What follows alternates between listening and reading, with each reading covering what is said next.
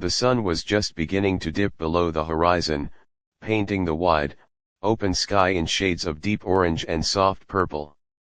It was the kind of evening that makes you feel like everything in the world is exactly right. The air was crisp but not cold, carrying the sweet scent of fresh hay and the wildflowers that grew along the edges of the property. For David, this wasn't just a beautiful sunset, it was the backdrop to the most important day of his life. The wedding was taking place right in the middle of his family's farm, a piece of land that had seen 3 generations of his family grow up, work hard, and build a life. The setup was simple but beautiful. They had cleared a spot near the old oak tree, the one that had stood strong in the same spot for 100 years. White ribbons were tied around the trunk, and rows of wooden chairs faced the altar where David stood. He was wearing a sharp gray suit, but he had made sure to keep his work boots on. It was his way of honoring where he came from. As he adjusted his tie, he looked out over the fields. The corn was tall, swaying gently in the breeze. It looked like an ocean of gold. Just a few years ago, those fields were almost lost. The farm had been drowning in debt, and David had spent sleepless nights wondering if he could save it. But today, standing there, he felt a sense of peace. He had done it. He had paid off the banks, secured the loans, and finally, the farm was safe. David looked toward the small crowd seated in the chairs. He saw his friends laughing, his neighbors smiling, and his bride, Emily, walking toward him. She looked stunning in her white dress, holding a bouquet of sunflowers. Seeing her walking down that dirt aisle made David's heart race. She wasn't just marrying him, she was choosing this life, the farm life, with all its early mornings and hard work. She smiled at him, and in that smile, David saw their future. He saw kids running through those cornfields, Christmases in the big farmhouse, and growing old together on the porch. But then, his eyes drifted to the front row, where his father, Robert, sat. Unlike everyone else who was looking at Emily with joy, Robert was staring at the ground. He looked older than David remembered. His face was pale, and there were dark circles under his eyes, as if he hadn't slept in weeks. He was wearing his best suit, the one he usually only wore for funerals, but he looked uncomfortable in it. He kept shifting in his chair, wiping sweat from his forehead even though the evening was cooling down. David felt a small pang of worry. He knew his father had been stressed lately. The farm's finances had taken a toll on him, and David had taken over the books to try and lighten the load. David thought that once the final payment was made last week, his father would be able to relax. But looking at him now, Robert seemed more tense than ever. He kept glancing over his shoulder toward the long driveway that led to the main road, as if he was expecting someone to drive up. Every time a car engine rumbled in the distance, Robert flinched. "Is he okay?" Emily whispered as she reached David's side. She had noticed it too. David gave her hand a squeeze. "It's just the wedding nerves," he whispered back, trying to sound confident. "He gets emotional at big events. He's probably just thinking about Mom." That seemed to make sense. David's mother had passed away years ago, and she had loved this land more than anyone. It was easy to believe that Robert was just missing her on a day like this. But deep down, David felt a knot of unease forming in his stomach. His father wasn't the type to get wedding nerves. He was a rock. He was the man who taught David how to plow a field before he could ride a bike, the man who never complained when the rains didn't come or the crops failed. Seeing him look so fragile scared David more than he wanted to admit. The music swelled, and the officiant began to speak. The ceremony was beautiful. There were readings about love and endurance, things that resonated deeply with two people building a life on the land. When it came time for the vows, David turned to Emily. Her eyes were bright with tears of happiness. "I promise to work by your side, to love you through every season, and to build a home that is always warm," David said, his voice shaking slightly with emotion. He meant every word. He wasn't just talking about their marriage, he was talking about the farm. He was promising her that the hard times were over, that he had secured the land so they could build their dream on it without fear. Emily repeated her vows, promising to support him and to love him.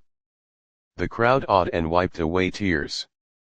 Even Robert looked up for a moment, his eyes glassy.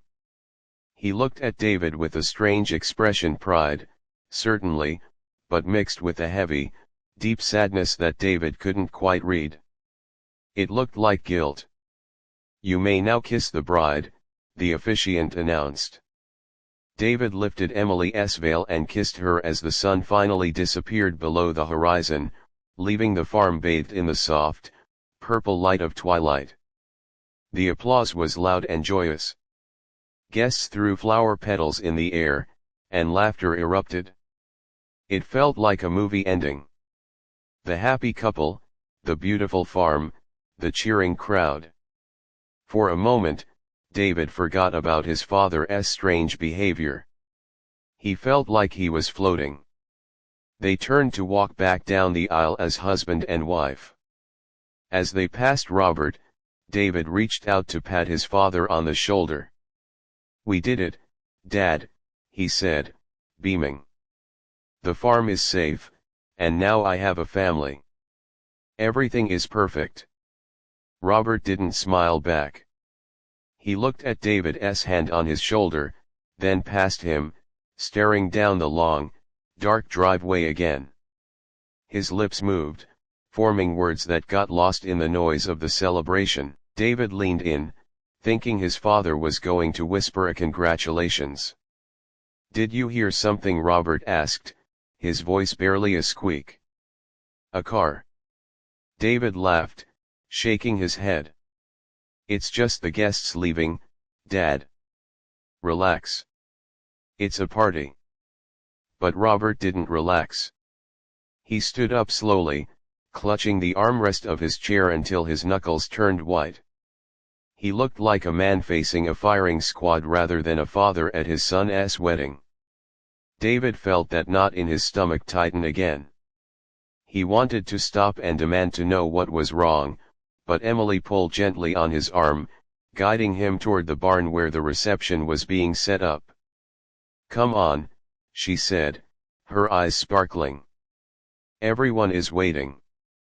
David nodded, tearing his gaze away from his father. He took Emily's hand and walked toward the barn. Strings of golden lights were being turned on, illuminating the old wooden structure. Inside, long tables were set up with checkered tablecloths, mason jars filled with wildflowers, and plates of home-cooked food. The smell of roasted chicken and apple pie wafted out, mixing with the laughter of the guests. It was a scene of pure joy. But David couldn't shake the image of his father's face.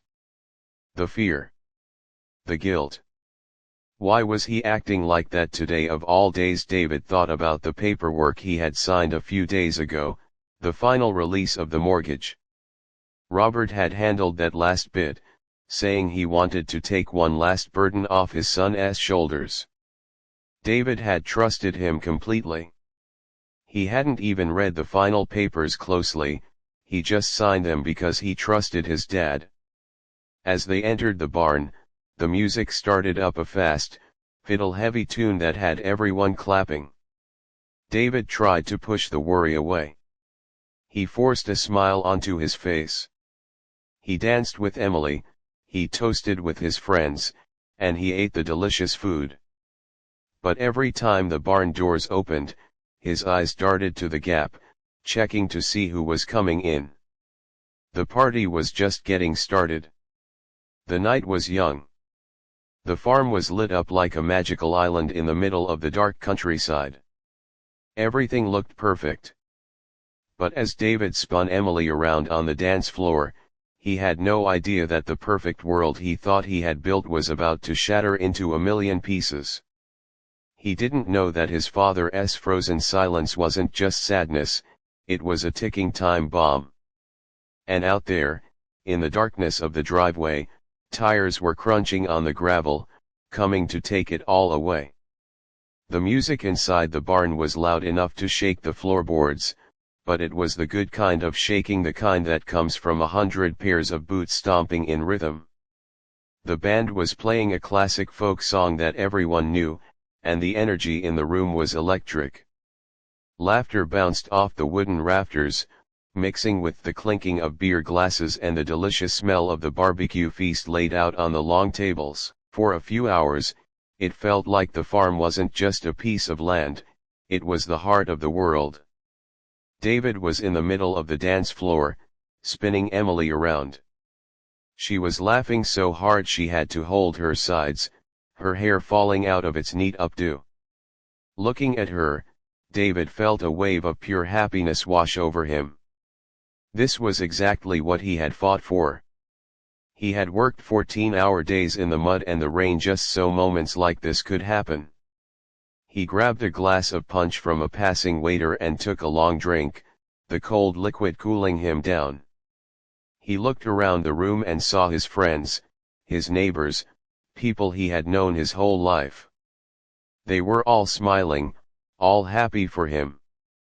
But every time the music faded for a second between songs, David's eyes automatically went to the corner table. That was where his father, Robert, was sitting. While the rest of the barn was a swirl of movement and color, that corner was dark and still. Robert hadn't moved from his chair since the toast. He sat hunched over, staring into a half-empty glass of water, looking like a statue that someone had forgotten. He wasn't watching the dancers. He wasn't watching the happy couple. He was just staring blankly at the wood grain of the table. David felt that familiar tug of worry in his chest again. He excused himself from Emily and the group of friends he was dancing with. "I'll be right back," he shouted over the music. "Just need to check on Dad." Emily nodded, wiping sweat from her forehead. "Tell him to come dance," she yelled back with a smile. David weaved through the crowd, patting backs and shaking hands as people congratulated him. It took him a few minutes to cross the dance floor because everyone wanted a piece of him. By the time he reached the quiet corner, the knot in his stomach was tight. He pulled out a chair and sat down next to his father. Up close, Robert looked even worse. His skin had a grayish tint, and his shirt was soaked through with sweat, even though the barn was actually quite cool. "Dad," David said, putting a hand on his father's arm. "You're missing the party. Emily is asking for you. Come have a drink, maybe dance a little step." Robert jumped as if David had poked him with a hot iron. He flinched, his eyes wide and darting around the room before landing on his son. "What dance? No. No, I can't." "Why not?" David asked, trying to keep his voice light. "It's your farm, Dad. You're the reason we could have this wedding here.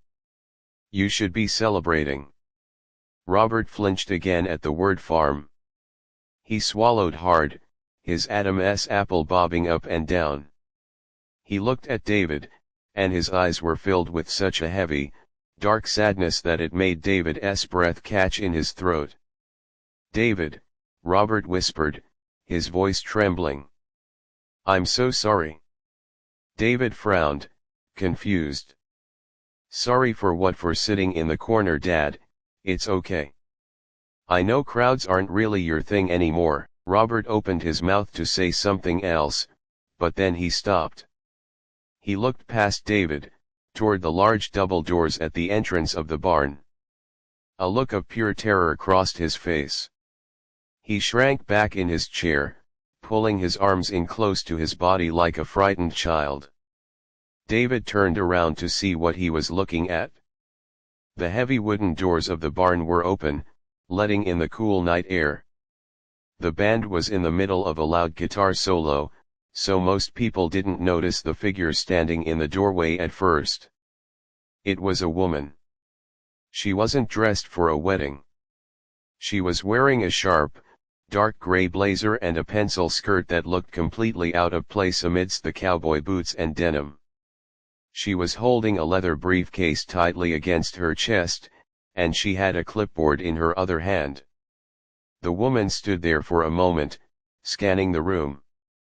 Her face was hard, her expression cold. She looked like a tax auditor or a lawyer, someone who brings bad news for a living.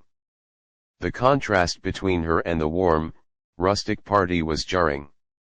David stood up, his protective instinct kicking in. He assumed she was lost, or maybe someone who had driven up from the main road by mistake. The farm was a bit out of the way, and it happened occasionally. He walked toward her, putting on a polite smile, intending to redirect her to the parking lot. "Excuse me, ma'am," David said as he approached the door. "This is actually a private event. Can I help you find something?" The woman didn't even look at him. Her eyes locked onto something behind him, onto the corner table where Robert was sitting. She stepped around David, her heels clicking loudly on the wooden floor. The sound was sharp and cutting through the music. "Ma'am," David said, louder this time, stepping in front of her again. "You can't just walk in here." Now the people nearby were starting to notice. The dancers closest to the door stopped moving. The music seemed to get quieter, or maybe the atmosphere just changed. The woman finally looked at David, but her gaze was dismissive, like he was a fly she needed to swat away. She didn't say a word. She just sidestepped him again with a determined purpose and kept walking. A ripple of silence started to spread out from the door, moving backward through the crowd like a wave. The band noticed the mood shift and the music wound down, the guitar strum fading into an awkward silence. Now the only sounds were the clicking of the woman's heels and the wind whistling through the cracks in the barn wood. David stood there for a second, stunned. He looked back at Emily, who was standing in the middle of the dance floor, looking confused. He looked at his father. Robert was paralyzed. He wasn't looking at the woman, he was looking down at his hands, shaking his head slowly. He knew who she was. David could see it in his posture. The woman walked with a fast, aggressive pace. She wasn't here to make a toast, she wasn't here to congratulate anyone. She marched right past the tables full of food, past the cake, past all the staring guests, heading straight for the head table. She moved with the kind of confidence that comes from knowing you have the upper hand, the kind of confidence that ruins parties. David hurried after her, his heart starting to pound. "Hey! Stop!" he called out. But the barn was big, and he was stuck behind the crowd of confused guests who were parting like the Red Sea to let this strange woman through. She reached the head table and slammed her leather briefcase down on the surface with a loud thud that made everyone jump. The noise echoed in the sudden quiet. She turned around to face the room, her back to the table, and looked directly at the terrified old man in the corner. David finally caught up, grabbing the woman's arm. "I said you have to leave," he said, his voice hard now. "Who are you? What are you doing here?" For the first time, she acknowledged him, looking down at his hand on her arm until he let go. She smoothed her jacket, looked at the crowd of shocked faces, and then opened her mouth. But she didn't speak to David. She spoke to the room, her voice sharp and commanding, freezing everyone in place. The party was over. The nightmare was about to begin. David looked from the angry woman back to his father, waiting for someone to explain what was happening, but the silence that stretched out before the first word was spoken was the loudest thing he had ever heard. The silence that filled the barn was heavy and suffocating, pressing down on everyone's shoulders like a physical weight. The only sound was the wind rattling the loose tin roof panels and the distant, mournful hoot of an owl outside. It felt like the entire world had stopped turning just to watch this moment unfold. David stood there, his chest heaving, his hands still half raised from where he had tried to stop the woman.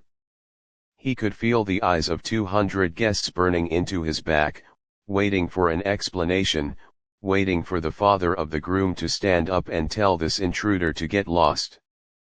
The woman in the gray suit didn't seem to care that she had ruined the party. She didn't look embarrassed. In fact, she looked like she was doing a job she had done 100 times before. She smoothed the lapel of her jacket, her eyes cold and hard, locked onto Robert's trembling form in the corner.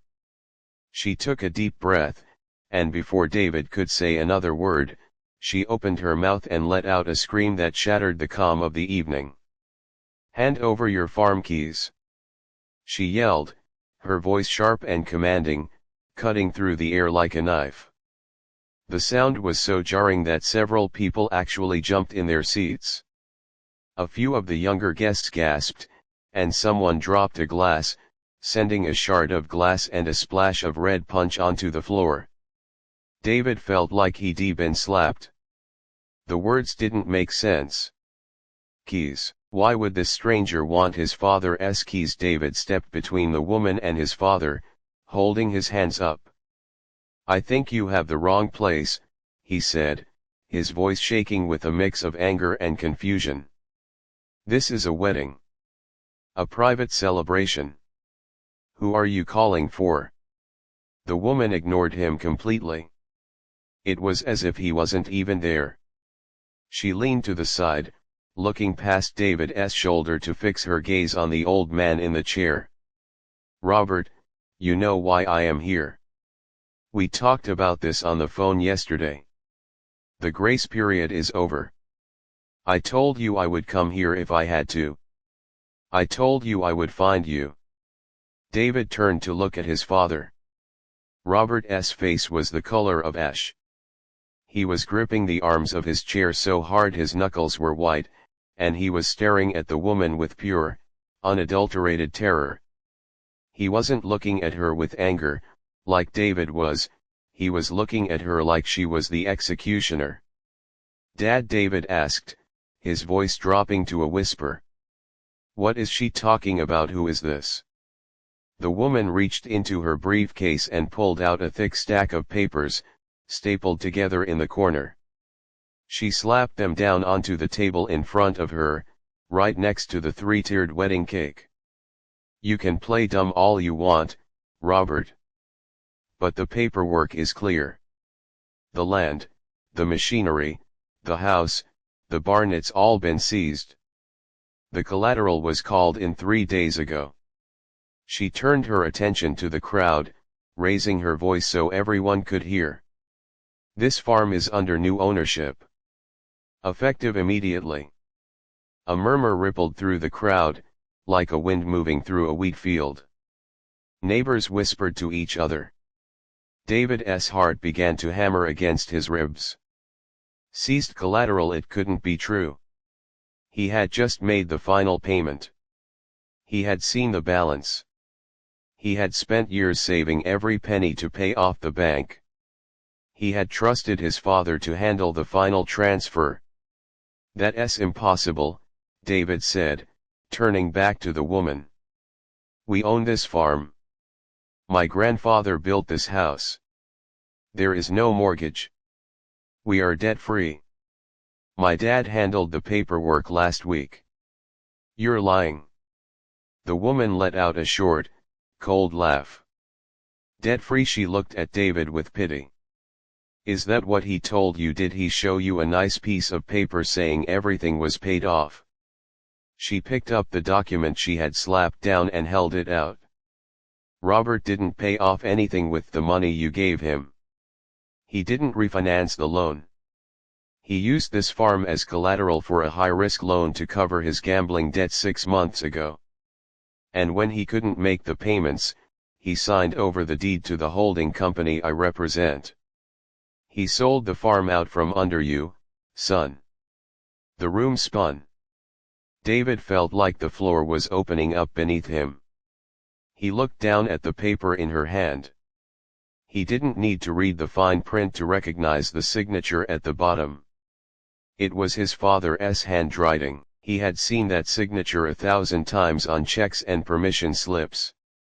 But next to it, he saw a date. It was dated just 2 days ago. David's knees felt weak. He grabbed the edge of a nearby table to steady himself. He remembered the meeting 2 days ago. Robert had come into the house with a big smile, holding a folder. He had told David that the bank had finally processed the final payment, that the farm was 100% theirs, and that David just needed to sign a receipt form to acknowledge the transaction.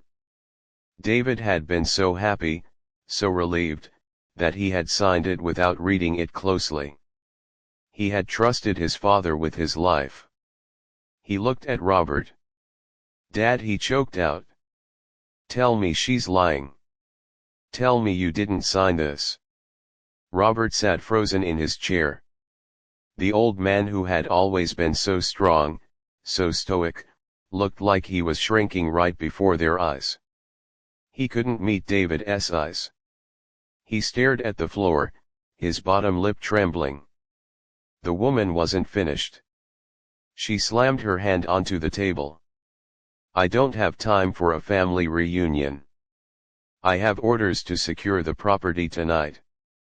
So, for the last time, hand over the keys to the house and the tractor sheds.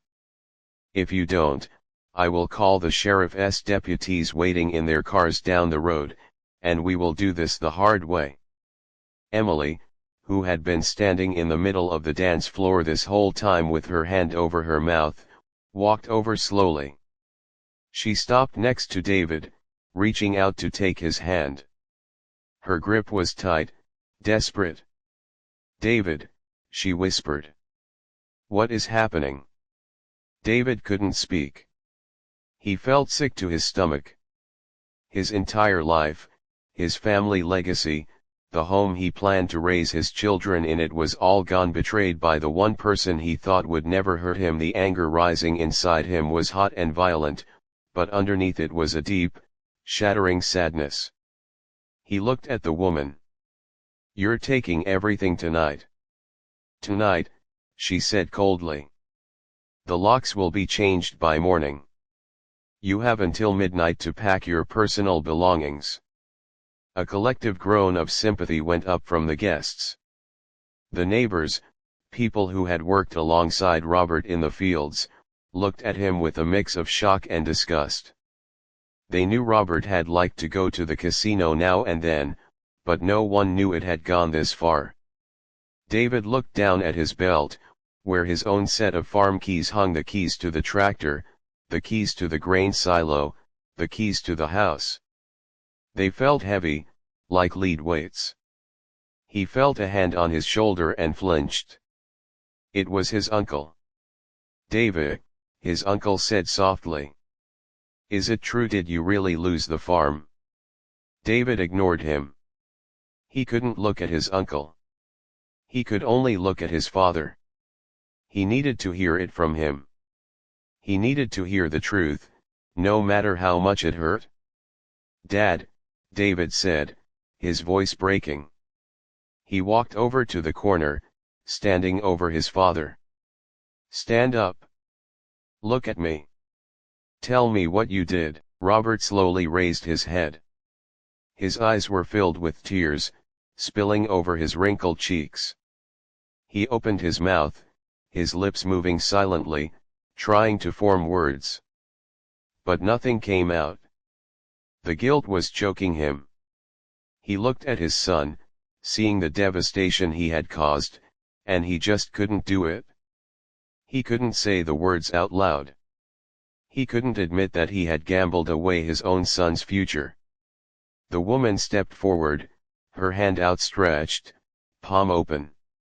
"The keys," she demanded. "Now." The barn fell silent again, waiting for David to move. He was the man of the house now. Technically, the deed might be signed, but in his heart, this was his responsibility. He looked at his father one last time, searching for a sign of the man who taught him to be strong. But there was nothing there. Just a broken old man who had made a terrible mistake. The pressure was too much. The betrayal was too deep. David didn't hand over the keys.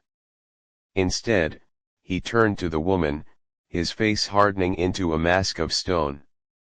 "You want the keys?" David asked, his voice dangerously low. "You want to take my home on my wedding day? You're going to have to wait."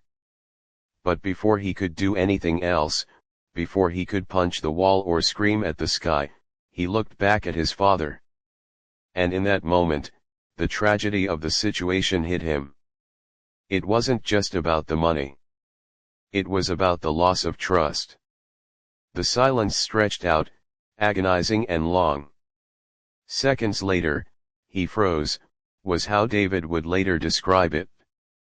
He didn't move. He didn't breathe. He just watched his father, and his father watched the floor, frozen in a moment of shared shame that would define their relationship forever.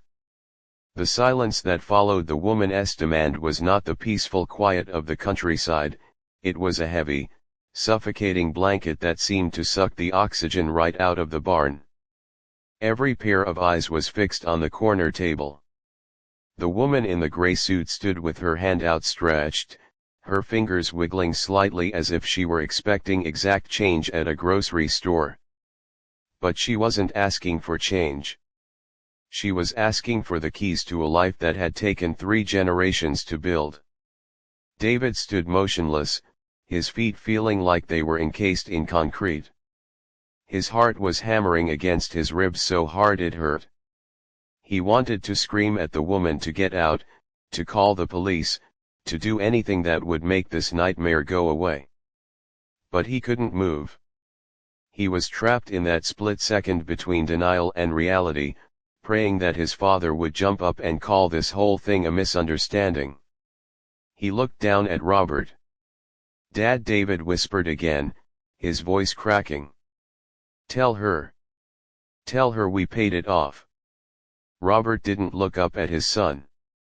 He didn't look at the angry woman or the crowd of shocked neighbors. He just stared at the scarred wooden surface of the table. His face was drained of all color, making his wrinkles look deep and painful, like cracks in dry earth. His mouth opened slightly, just a fraction, but no sound came out. It was as if the voice had been stolen right out of his throat. Then, seconds later, he froze. It wasn't just that he stopped moving. It was a complete shutdown. His shoulders slumped forward, curling inward as if he were trying to make himself as small as possible. The hand that had been gripping the water glass went limp, his fingers sliding off the wet condensation until his hand rested palm up on the table, looking weak and defeated. David had seen his father handle a lot of things. He had seen him fix a tractor engine in the middle of a thunderstorm with rain pouring down his face. He had seen him stand up to bankers who tried to lowball him on crops. He had seen him bury his wife without shedding a single tear in public, staying strong for the family. Robert Miller was a rock. He was the toughest man David had ever known. But looking at him now, David didn't see a rock. He saw a frightened child who had been caught with his hand in the cookie jar, except the cookie was the entire family farm. The realization hit David with the force of a physical blow. His father wasn't frozen because he was confused. He was frozen because he was guilty.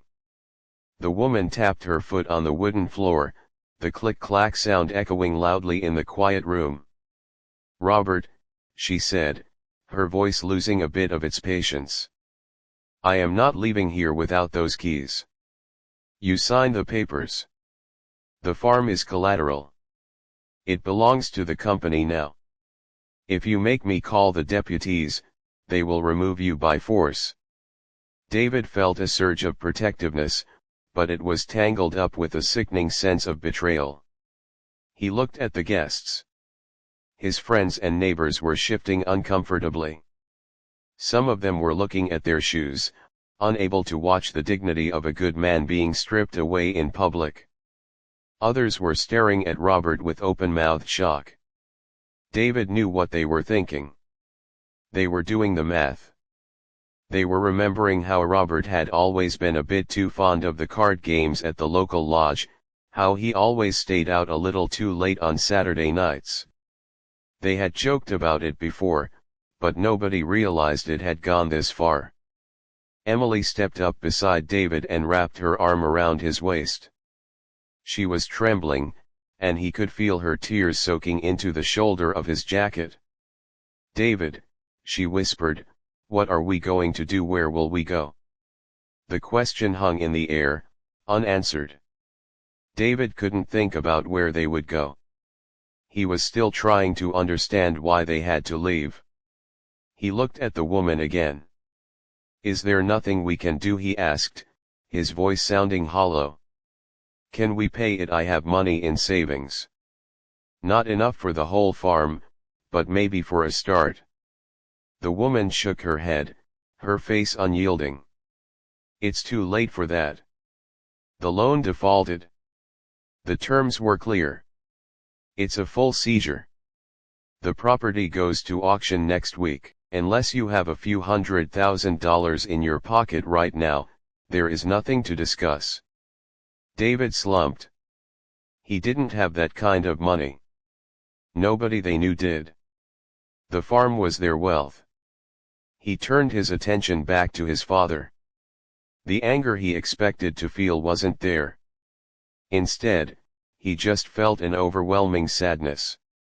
He looked at the old man's hands that were rough and calloused from years of labor, hands that had taught David how to hold a hammer and how to drive a stick shift. Those same hands had signed away the future. "Dad," David said, his voice stronger now, cutting through the tension. "Look at me."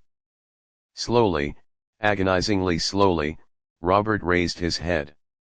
His eyes were red-rimmed and watery. When he made eye contact with David, he flinched as if he had been struck. The look in his eyes was one of absolute shame. It was a look that said, "I failed you. I ruined everything. I tried to win it back," Robert croaked, his voice so weak that only David and Emily could hear him. "I was so close. Just one more hand. I thought I could double it, pay off the debts and have extra left over for you too." David let out a long, shaky breath. The gambling. It all came down to that. It wasn't a bad investment. It wasn't a bank error. It was his father trying to get rich quick to impress them, to be the hero, and instead becoming the villain. The woman stepped forward again, her hand pushing closer to Robert's face. "The keys," she demanded one last time. "I am done asking politely." The barn was dead silent. You could hear a pin drop. Everyone was waiting to see if the old farmer would fight back. David watched his father's hand tremble as it moved toward his pocket. It was the hardest thing David had ever witnessed. Seeing his father defeated, broken by his own mistakes. But David couldn't watch it anymore. He couldn't watch his father hand over the keys like a criminal surrendering to the police. He reached out and gently grabbed his father's wrist, stopping him. Robert looked at his son, surprised. "No," David said firmly. He looked at the woman. "If the farm is gone, it's gone. But I'm not letting you strip him of his dignity like this." Not today.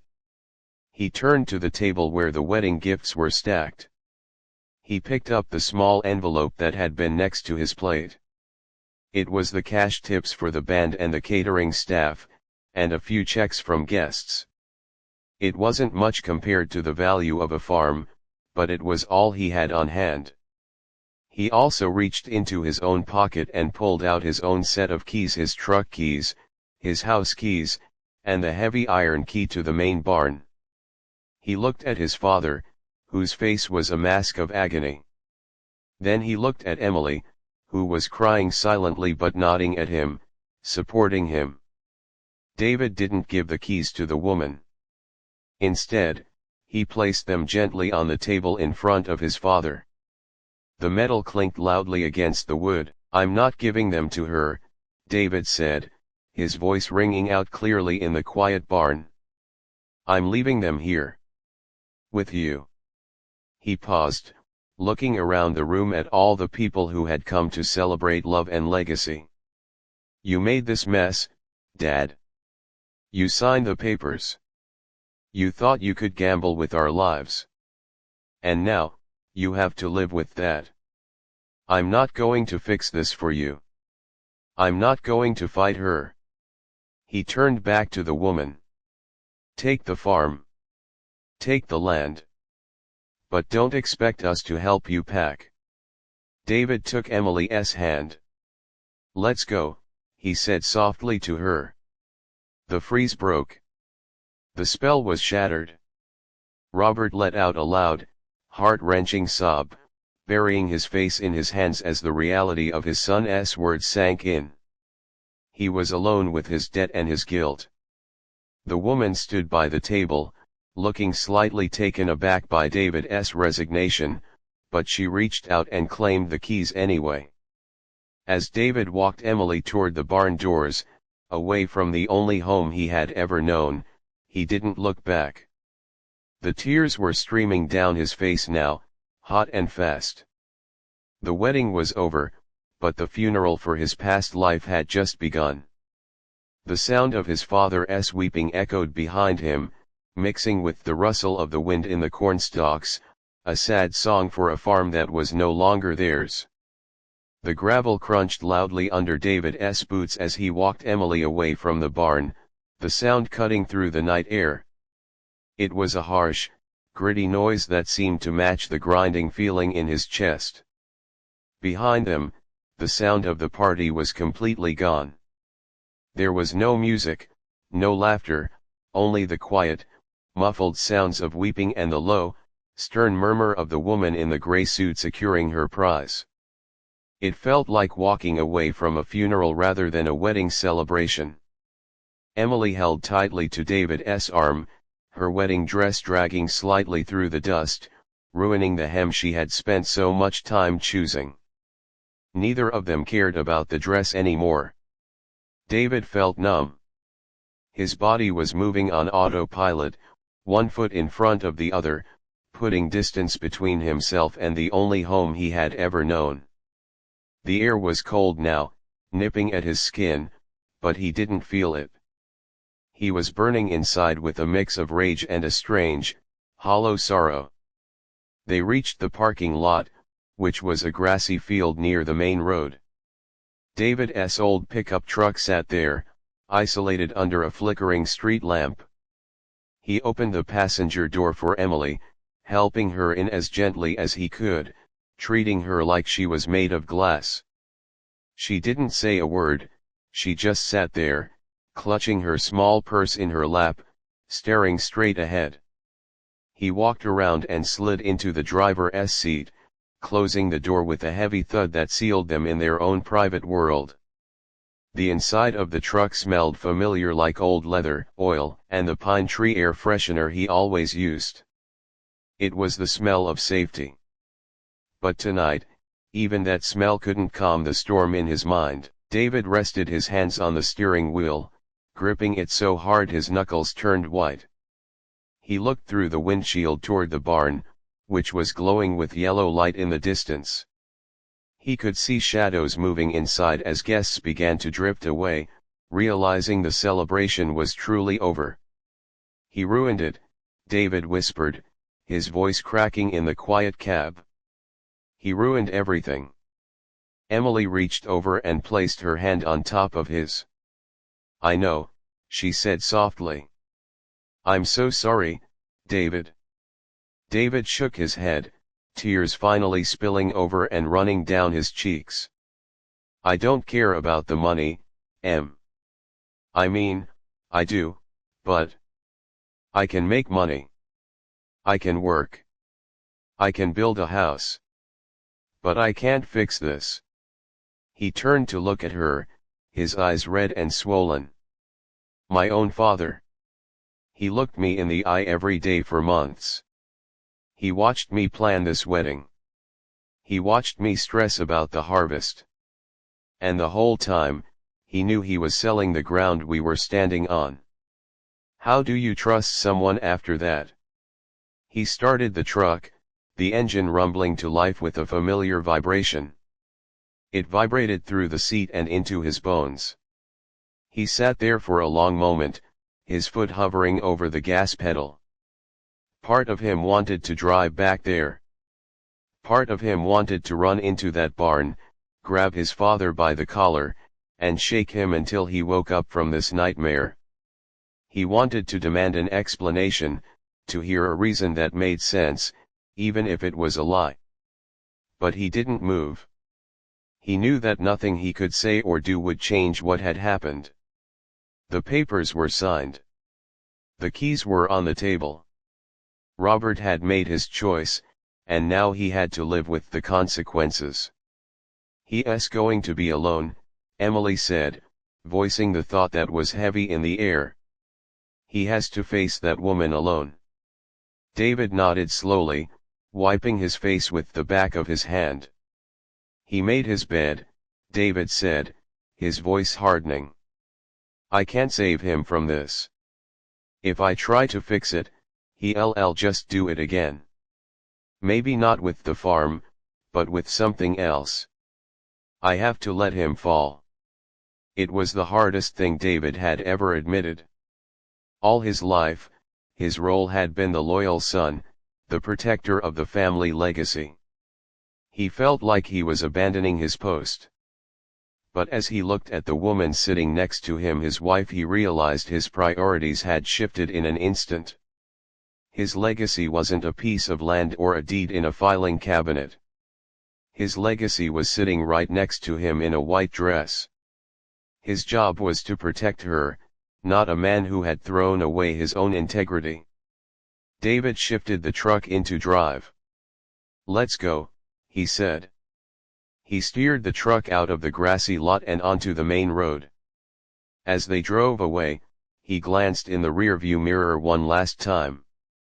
The barn looked small in the distance, a tiny island of light in the middle of the vast, dark fields.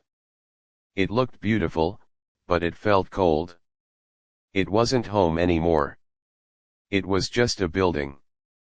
They drove in silence for miles. The road stretched out in front of them, illuminated by the truck's headlights. David didn't know where they were going. They had no house to go back to. All their clothes, their furniture, and their photo albums were in that farmhouse, which technically belonged to the finance company now. They would probably have to get a motel room for the night, and then figure out the rest in the morning. The fear of the unknown tried to creep in, but David pushed it away. He felt a strange lightness, a weight lifting off his shoulders that he hadn't even realized was there. For years, he had been carrying the burden of the farm. He had been terrified of failing his father, of losing the land his grandfather bought. He had measured his worth by the acres he owned. Now, he had nothing. And for the first time in his adult life, he was free. Where are we going? Emily asked, breaking the silence. David took a deep breath, filling his lungs with the cool night air coming through the vent. I don't know, he said honestly. Maybe we'll drive to the coast. I always wanted to see the ocean. Or maybe we'll just keep driving until the truck runs out of gas. Emily looked at him, and for the first time that night, a small, genuine smile touched her lips. "That sounds like an adventure," she said. David reached over and squeezed her hand. "It's just you and me now, Em. We're starting from zero. But we're starting clean. No secrets. No debts. No farm," she added softly. "No farm," David agreed. "Just us." As the miles flew by, the image of his father frozen in fear began to fade from the front of his mind, replaced by the road ahead. It was going to be hard. They would have to work harder than they ever had before to rebuild a life from nothing. But David knew that whatever they built, it would be theirs. It wouldn't be built on lies or gambling debts. It would be built on honest work and the promise they made to each other under that old oak tree. The truck hummed steadily, carrying them away from the past and into a future that was scary, uncertain, but completely their own. And as David watched the white lines of the road rushing beneath him, he realized that while he had lost the farm, he had saved something much more important. He had saved himself.